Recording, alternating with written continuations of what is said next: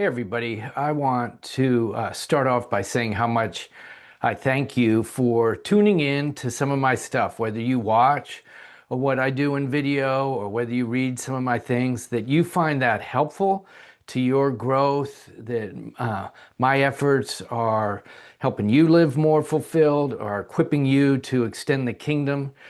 Makes me so happy. That so much relates to my purpose of helping people get clear, get focused, and be fruitful. So I really want to thank you for that. I also, well, let me take a sip for a second.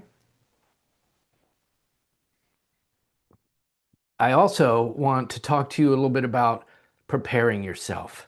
Preparing yourself, particularly over the next couple weeks, but preparing yourself really to go into all settings. I want to talk about 3 stages of the process so that you can be fully there, particularly when you're getting with relatives or you're getting with workmates or you're getting into a community. First stage is to prepare. And by that, I mean, let's say you're going to an event, whether it's a small group meeting or a family gathering or a business meeting or whatever. First thing to do is to clear yourself. Like, do what you can to get rid of concerns about other things, either unresolved things or worries about the future or whatever. Do what you can to clear yourself so that when you go into that setting, you actually are going into the setting. And think about, when you go there, what do you really have to offer? And so think about the dynamics. Is there anything that you can be bringing to the table? Whether that's insight or whether that's a story or whether that is even a gift or whatever. What do you have to offer? But not just what do you have to offer. Think about, what do you want to ask or what do you want to learn? So when you are aware of who's going to be there, you may want to think of, like, are there some people that I really could get up next to and ask them, get to know them better, or learn from them, or learn about them. So clear yourself. What do you want to offer? What do you want to ask or learn? And then what do you want to receive? Now, that could relate to that person, but it might be to the event. It might be something you want to take away from it, or what you want to really receive. You're going with some level of hope. Don't dial up a real specific expectation, because those don't work well. Go with this expectancy, but some general hope of what you're kind of looking for that you might receive. So prepare yourself ahead of time. Now, when you get there, I want to encourage you to really be present. Be present. Be present, first of all, to God, aware of God's presence. So even as you're walking in or whatever, as best as you can, remember, you're getting rid of stuff. Now you want to be aware. You might even be praying, in the Spirit. You're just saying, Lord, I receive you. I receive your presence. You want to be present to God, and you want to also be very present to yourself. Now, you may be carrying a little bit of anxiety in. If so, acknowledge that. Acknowledge that to yourself. Acknowledge that to God. Oh, I'm a little bit nervous right now. I speak peace into myself. In the authority of Jesus, I want to be present to what I am feeling, the dynamics in me, my thoughts or anxiety. I'm not pushing them away. I want to be aware and present. And I want to be present to the people or person, whoever I'm getting with. I want to be present. I want to be fully attentive. That when they're saying something, I'm actually listening.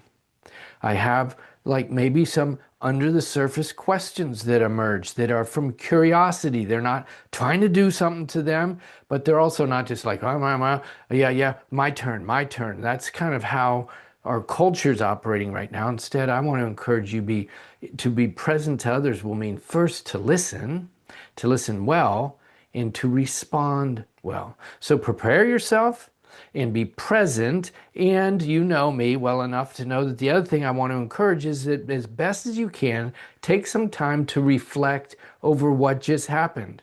Reflect, however, with God. That's not evaluating, ding, ding, ding, ding, ding. It is reflecting with God. So you're kind of going over it, but you're looking for God's insights, any learning that he might have for you. Could be from that person or what you heard that they're talking over there, and you're realizing, wow, that was an understanding I never had before. So could be as you're processing, looking for like, Lord, is there anything you want me to learn? Any insights you want me to learn?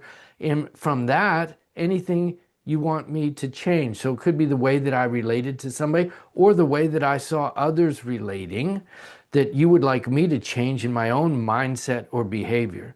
So what do you want me to, what insights do you want me to learn? What do you want me to change? Or is there anything that you want me to do? It could be to follow up, or it could be not just learning and wanting to change, but what action might that be? So that way, every encounter, every setting we go into is a growth opportunity. But we go in by preparing, we're going in by being present, and we're going in afterwards to reflect. So what do you do with all this? My encouragement is two things. One is look at your schedule over the next couple weeks and kind of become aware of those things. Start to prepare your heart. Prepare your heart to prepare as you get up to it. So you're getting it on the calendar, whatever you're thinking through. Okay, this one's going to be different than this. So think about the next couple weeks. And lastly, enjoy.